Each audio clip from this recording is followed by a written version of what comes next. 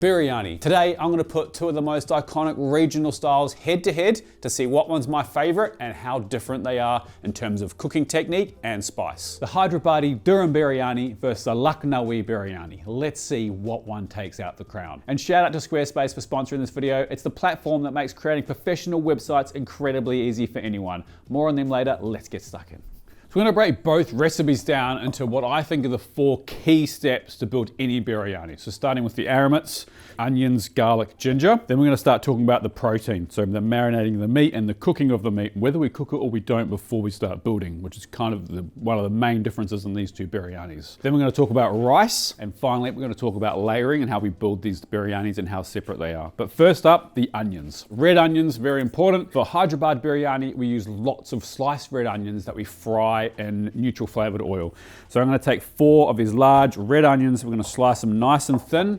I'm going to put a decent amount of peanut oil into the bottom of this Dutch oven, and we're going to bring it up to about 150 degrees Celsius-ish. We're going to fry them until they're a deep golden color, pull them out and leave them to the side. For our Lucknowi, we still use onions and they're still a critical part, but we're going to saute them off in the oil before we add our lamb, goat or chicken. We're doing lamb today. So the 2 key differences: Hyderabadi, we cook the onions, we pull them out and we reserve them for later. And the Lucknowi, we leave the onions in while we're cooking the meat. And it's really important that we take the time to develop the color in the onions because it really affects the overall balance of flavor in the dish.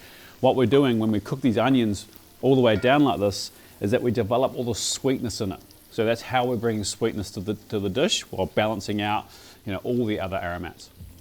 One thing we're going to refer to a lot today is ginger garlic paste, and it's literally as it says on the packet. 50% garlic, 50% ginger into a food processor with a little bit of neutral flavored oil to make a paste. And from here on in, I'm just going to call it ginger garlic paste, and that's what that is when I refer to it.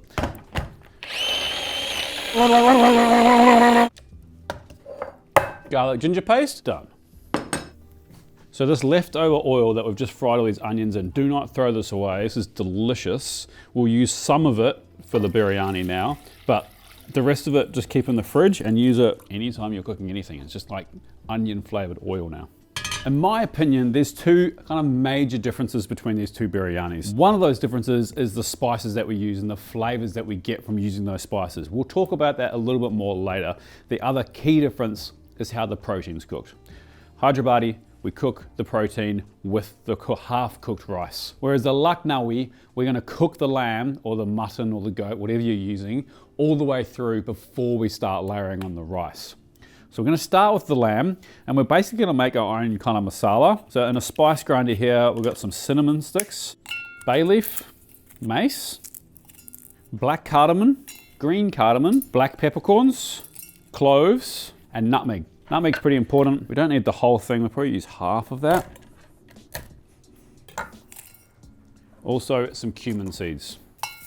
So some very warming spice there. Not kind of heat spice, a lot of warming, nutty kind of flavor profiles. Not super hot, this one.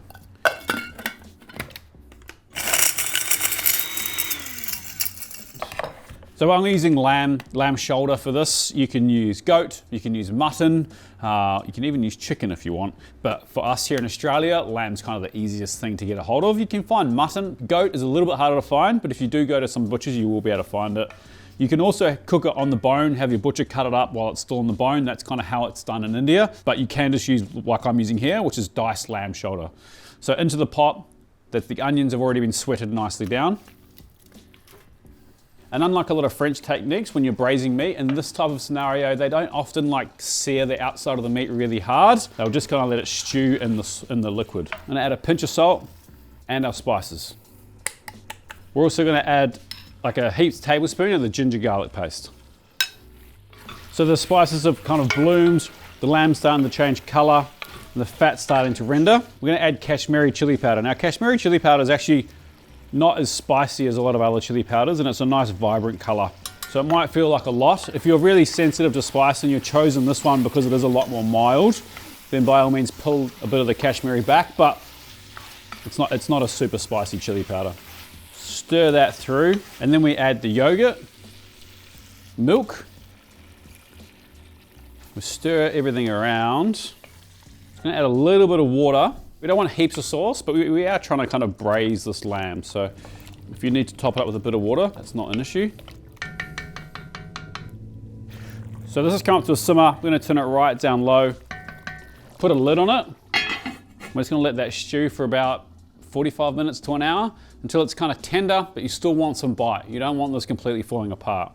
So while that lamb is cooking, I'm gonna quickly tell you about Squarespace. Its design intelligent feature uses AI to build personal websites that match your style perfectly. And it's as simple as answering some questions and you're gonna get a website tailored to your needs. There's also some amazing visual design tools that are built in and ready to go, making it easier for you to develop a site that's engaging and aligns with your vision. Creators also benefit from integrated social media tools that automatically share across platforms, saving time while building audience across channels. If you want to create your own site, then head to squarespace.com/AndyCooks for a free trial. And when you're ready to launch, use code AndyCooks to save 10% off your first purchase. Now let's get back to those biryanis. Let's start building the chicken marinade. So I'm using boneless, skinless thighs. You can use a whole chicken cut up and leave the bones on.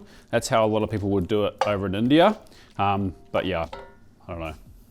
Call me lazy. I don't like eating off bones in these dishes. Then we have a handful of our fried onions from earlier, the ginger garlic paste, heaped tablespoon, pinch of salt, a tablespoon of our shallot oil from earlier. I got 4 of these little spicy green chilies just kind of split in half, the juice of a lemon. Then for spices, we've got turmeric powder, cumin powder, coriander powder, Kashmiri chili powder, and yogurt. Gonna mix all that really well. We've got fresh mint and coriander, just chopped. We've also got some garam masala and coconut powder. I'm gonna give that another good stir. We can either leave that just out at room temperature for 30 minutes or so to marinate, or if you've got a bit more time, chuck it in the fridge for 2 to 4 hours and let it marinate properly. The key difference is that we're gonna cook this chicken in here, so we can't have too much. If we've got too much chicken, it's not gonna cook before the time that the rice is cooked, so you kinda want one single layer. It's also why it's important to have that oil in there, otherwise you're gonna kinda get it catch on the bottom. All right, that's cooking, that's marinating. While that's happening, I'm gonna put this in the fridge. We'll let this continue to cook and we'll start talking about arguably the most important part of the biryani, the rice. A friend of mine, Corey, the other day, I said, why is rice so important to you? And he said, it's half the dish, chef. And it makes so much sense when you think about it like that. So this is aged basmati rice. This is what they call extra long, so really nice long grains. What we're after is really long individual grains at the end. We don't want gluggy, we don't want nothing like that. So what we're gonna do, go to the sink, we're gonna rinse this 3 or 4 times till the water runs nice and clear, and then we're gonna fill it up with clean water and we're gonna let it soak for 20, 25 minutes. So this is probably one of the crucial steps. It's really important that we only cook this to a certain amount because it's gonna continue cooking once it's in the pot. Because we're doing 2 different types, we've got 2 big pots of water here. Boiling water. I'm gonna season them with salt reasonably well, and then we're gonna add our aromats. Now, for the Lucknowi, we've got green chili, because we've got no chili in the biryani so far, or in the meat so far. Cinnamon, bay, cloves, black cardamom, and green cardamom. We've also got some ginger garlic paste. For Hyderabadi, cinnamon, bay, star anise, black cardamom, clove, green cardamom. I just forgot that was called. And also ginger garlic paste.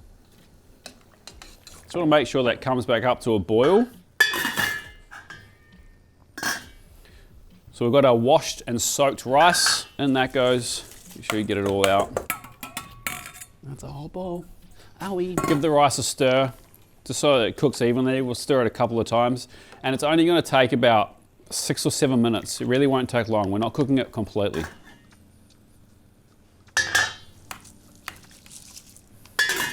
All right, we'll see where this is at. Just make sure you eat a grain and you're happy with it. You want 70% to be safe cooked. 70 to 80. Time to strain.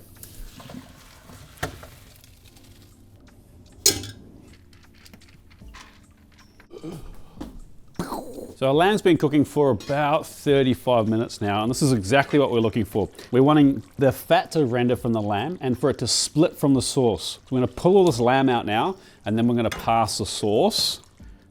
Just pull the lamb out with like a spider or something like that. So we're gonna pass the sauce, and then we wanna pull the fat off the top and keep that, which we'll use to color the biryani at the end. I think traditionally, because it's often just colored with food coloring, but I saw this technique on a video and I really liked it, using the natural fats as the kind of the color that's coming from the spices. Now I'm just gonna pass this and we'll let the fat settle to the top.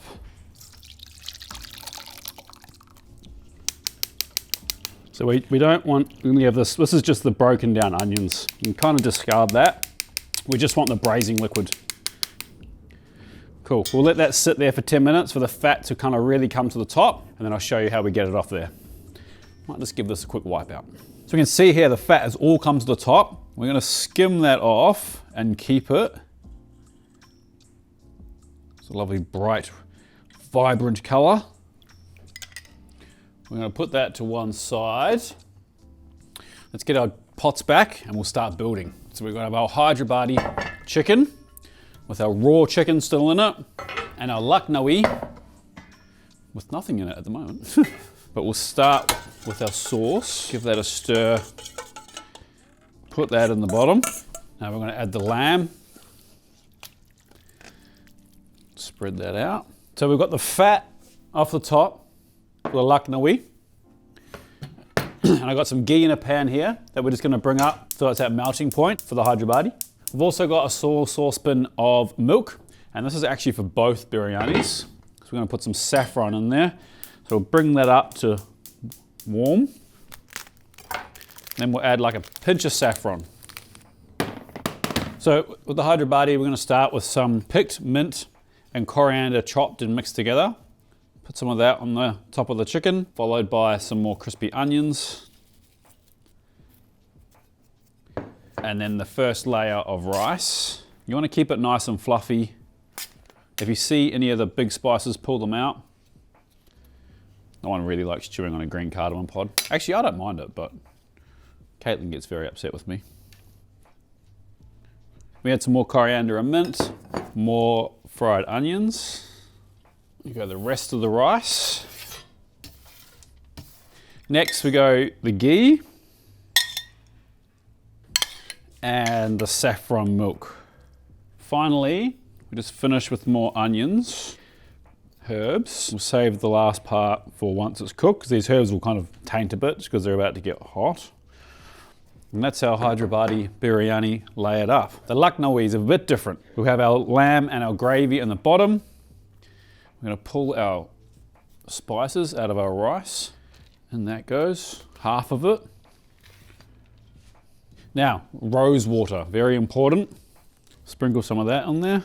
Now some of the fat from the top of the lamb. Saffron milk. Now the rest of the rice. And then repeat, some more rose water, saffron, and the lamb fat. So what's gonna happen is that the steam produced from the bottom of the pot, from the chicken cooking and from the lamb continue to cook, is gonna steam the rice and finish it cooking, and then permeate all those delicious flavors all the way through the rice without it kind of overcooking and glowing gluggy. There's a couple of ways you can do it. You can make a simple dough, put it around the edge and then put the lid on the top. But this kind of way, you just get a clean tea towel, put the lid on it, and then put it in. I think works just as well, and it's kind of a little bit easier. You just gotta be careful that your tea towel doesn't catch fire when you're cooking it. Not that that's ever happened to me. Don't laugh, Ben. All right, I've made a bit of a mess, so I'm gonna have a quick wipe down and then I'll show you how to cook these. So the trick is, with the Hyderabadi especially, is we're gonna go straight on a high flame for the first like 10 minutes. What we're trying to do is get the temperature in that chicken up. Similar with the Lucknowi, we wanna bring the temperature up, and then we really need to cook it super evenly. So there's a couple of ways you can do that. If you're fancy and you've got an induction, they work really, really well. If you've got gas, like me, I use one of these, or this. This is called a tawa. It's what we use to cook things like dosas on and stuff like that. So we're gonna put this underneath there, which will heat the bottom of this and make sure we've got really even heat across the whole bottom of our pot. We're gonna leave these on a really high heat for the first 10 minutes until we kind of start hearing some action, and then we'll slide these underneath to make sure we've got a really lovely even cooking. So these have been going for about 10 minutes now, and we can kind of hear that there's movement, we can smell that there's things happening. See if you can hear that. You can hear that there's kind of water and stuff boiling. So we need to get them onto a more even heat. And we'll just let those go for about 35-40 minutes before we even lift the lid. A nice medium-low heat. We want good constant temperature. It's kind of about feel too. You're going to listen to it, make sure you can still hear it ticking away, but you don't want to, like, especially the chicken one, you don't want this rapidly cooking, or you're going to burn your chicken before your rice is finished cooking. You also don't want to burn your chicken before it's completely finished cooking itself. So really important that that we're on the right temperature, and that really goes by instinct. Trust yourself here, because I can't help you through the camera lens. I believe in you. So these have been going for 35 minutes. The trick is now, I'm gonna pull it off, put it on a trivet. That was a really low heat too, by the way. The trick is to be patient. You know, pull them off, just let them rest for at least 10 minutes. Patience. You can leave it longer, even 20 minutes, they'll hold their heat for ages. All right, it's been 10 minutes. Suspense is killing me. Let's have a look. Wow. I tell you what, it smells incredible. Let's start with the Hyderabadi. Look at the chicken, straight off the bottom. It's definitely cooked. It's not caught on the bottom, which is a bonus. We'll fluff this rice up a bit. You can see we've still got lots of individual grains. The rice isn't clumping together. It's exactly what we're looking for. Oh, the smell. So I just want to put like a layer of rice down first, and then we'll get the chicken, and then we'll kind of top it with the rice. And you notice I didn't kind of cut the chicken up, but honestly, it just kind of falls apart, which is delicious. Garnish that with a little bit more shallot, coriander, and mint. There you go, Hyderabadi Dum Biryani. All right, Lucknowi. Similar thing here, we're just gonna fluff this rice up. Just gonna make sure the lamb gets all the way through. Same thing, nice individual grains of rice, and that gravy from that lamb has gone all the way through it. I can smell it, it smells delicious. You can really smell that nutmeg and all those other really soft spices. I'm pretty sure that a lot of people put orange food coloring in this. I kind of understand why, like you're trying to get that like really nice vibrant color throughout, but I'm not a huge fan of kind of adding food coloring unnecessarily. Well, there you go. These look absolutely delicious. And I don't think it would be fair if it was just me tasting it. The reality is, we all know that in my world, there's one person whose opinion really matters and is the most critical. Babe, here's trouble. Is this all for me? This is all for you. Excellent. You need to tell us what's your favorite, and then I'll tell you what's my favorite. We've got the Hyderabadi Biryani, and we've got the Lucknowi Biryani. So chicken, a bit more spice, Okay. lots of aromats, lamb, a bit more fragrant, a bit more subtle in spice. Oh, it's sounding really hard. Yeah. Do I have to pick one? You have to pick one, I have to pick one too. And the other thing is we What? have to use our hands to eat. You cannot eat biryani with a fork and spoon. Okay, I need to wash my hands. Good idea. Let's start Hyderabadi. Okay, Pull out my sleeves. so you kind of use your fingers, maybe find a little bit of chicken. I'm not used to eating with my hands. Cheers. Oh yeah, got messy. It was really messy. Probably also a bit of a faux pas to be eating off the serving dish, but Oh, okay. good though. Yeah, that onion. So yummy. Yeah. Not too spicy though, is it? Like it could be spicier. I didn't think it was very spicy at all. No. Maybe it's a me problem. Let's try this one.